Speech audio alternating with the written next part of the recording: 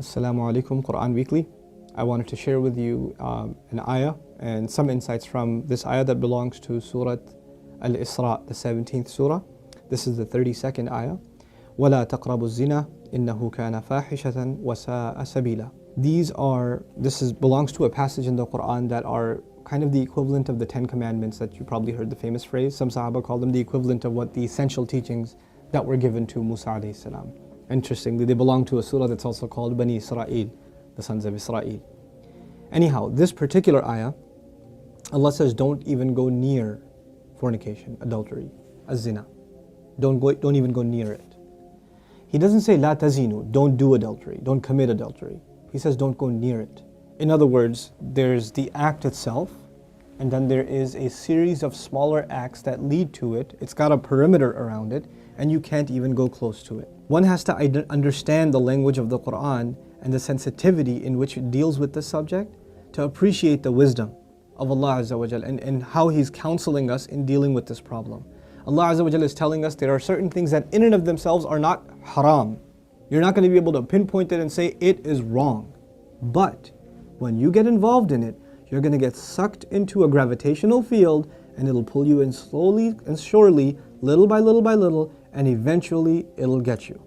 Eventually it'll come at you. You know, one of the things we learn about Shaitan that is remarkable to me is that he's extremely patient. He won't get you one shot. He'll come at you and he will put a little bit and a little bit and a little bit and a little bit until he destroys your character. He won't come and make you do the wrong thing right away. You know, even in the story of Adam alayhi salam and Hawa, inshallah one day we'll do that story and some of the wisdoms from that story in the Qur'an. The way he approached them in Surah Al-A'raf is really interesting. He was relentless.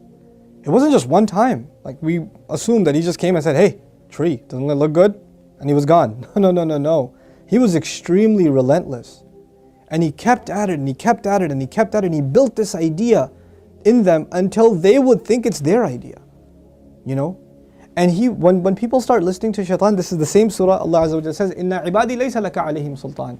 My slaves, you're not going to have any authority over them. In other words, people who really submit to Allah, He will not have authority over them. But others, الشَّيْطَانُ يَعِدُكُمُ الْفَقْرَ وَيَأْمُرُكُمْ بِالْفَحْشَاءِ. He will command you to do shamelessness. In other words, when you listen to him a little bit, you've granted him a little bit of power. When you listen to him a little more, you've granted him a little more power. And if you keep on listening to him, he gets to the point where he can command you.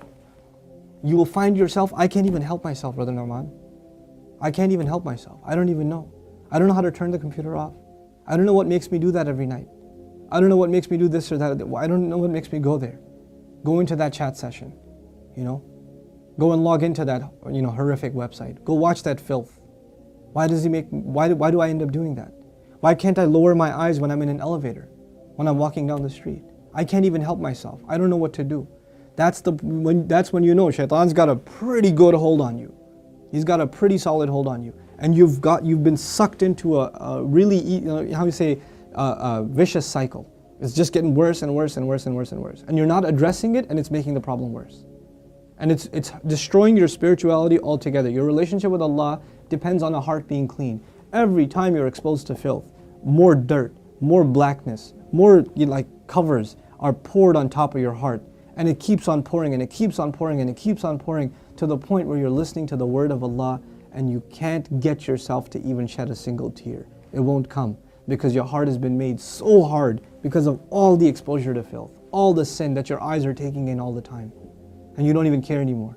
You know, a good heart, when it sees something inappropriate that doesn't coincide with the commandments of Allah, it is disturbed. It's not attracted, it's disturbed. It says, no, that's wrong. Immediately the conscience kicks in, the alarm goes off. But when you're at the point, when you're by yourself and you feel no guilt doing it, you just don't feel anything. You don't feel that it's wrong. The only thing before you stare at a sister, you look around like, is anybody else watching? And then you take a good look. That means the fear of Allah is completely gone. The only fear you have is that of the seen. There's no more fear of the unseen. What a horrible spiritual state to be in. Allah says, يَعْلَمُ خَائِنَةَ الْأَعْيُنِ وَمَا تُخْفِي الصُّدُورِ. He knows the stealing of the eyes, that little glance you caught. He knows that one, that little glance you took. What to speak of the stare. And He knows what the chests are hiding. You know why I brought up this particular ayah? Don't even go near zina. إِنَّهُ كَانَ فَاحِشَةً. It has always been considered a lewd, shameless, vulgar act. وَسَاءَ سَبِيلًا. And a horrible path. Allah describes it as a path. A horrible path. In other words, a path has steps, right? A path is made up of steps. You have to identify which step you're in. What makes you get into this? And for each of you, there's a process, there's a cycle. You're in a room by yourself. You're after school. You've got a couple of hours before your parents get home.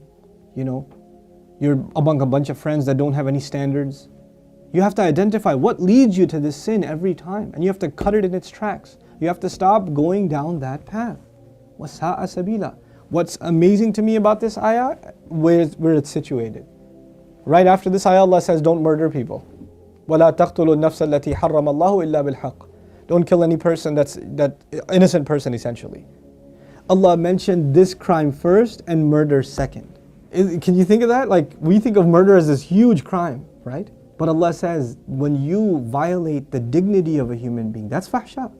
Looking at a human being in that way is violating your own and their dignity. And when we kill a person, we have violated their physical, their right to life. So there's the spiritual murder, fahsha. And there's the physical murder, qatl. There's two kinds of murder here. So Allah mentions the spiritual murder first. Our standards have gone so low. A movie comes out, you see a couple of trailers, you tell yourself, there's just one bad scene in it, it's okay. It's PG-13, it's not R. What used to be R 10 years ago is now PG-13. What used to be PG-13 is now PG. They put filthy scenes in everything now. And we don't even care about the spiritual price we're paying. It's affecting our prayer, it's affecting our dua, it's affecting our character. It's affecting our family life. It is. And we don't care. We just think, hey, that's life, bro, come on, live in the times. It's alright. That's just what it is now. What can you do? So many of you don't care what kinds of pictures you put up of yourselves on your Facebook pages. I stopped going on Facebook for a reason. I don't say that Facebook is haram or whatever, but for me personally, I couldn't do it anymore. I just couldn't do it. I stay in, we'll put something up on our Bayna thing, like an announcement or this or that. But for socializing, just the things I saw were so disappointing. Like, how can you do that? You're Muslims. How can you post pictures like that? Have dignity for yourself. Have dignity for your family. Guard your gaze. Start with your eyes. The zina of the eyes, and everything else goes from there. Everything else goes from there. Inshallah ta'ala, I want to talk to you about this subject at length and do little small snippets and maybe portions from the Qur'an that deal with this subject. But the last thing I'll tell you today, inshallah ta'ala at least, is something about the word fahisha, which I'm translating as shamelessness or lewdness or vulgarity. The Arabic language has roots that are close to each other. Wahish and fahish. Wahish actually means wild animal. Fahish means someone who acts like a wild animal. Shamelessness is described as behavior close to animal behavior. Allah has dignified us as human beings. The punishment of Adam alayhi salam was his clothes were removed. Our mothers and our fathers' clothes were removed. That was a punishment from Allah. And immediately they recognized that they need to cover themselves. They didn't learn to cover themselves from a society. It wasn't society that taught them to be shameless. Nowadays your anthropology professor told you, it's society that makes us dress in clothes. It's a sociological thing. We learn to dress and cover ourselves over history, but naturally we're just supposed to be the way we are, like all other animals.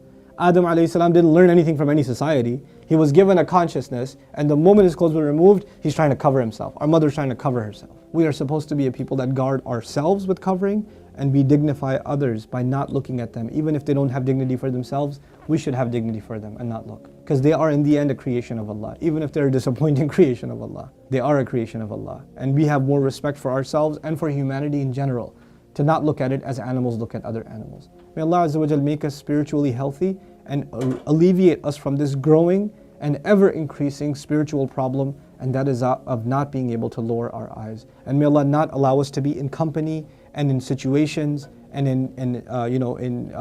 involved in activities that lead us more and more towards this horrible, horrible path. May Allah Azza wa Jal clean our way or ease our way to a purer and healthier spiritual life. Barakallahu li wa lakum. Wassalamu alaikum. Qur'an Weekly.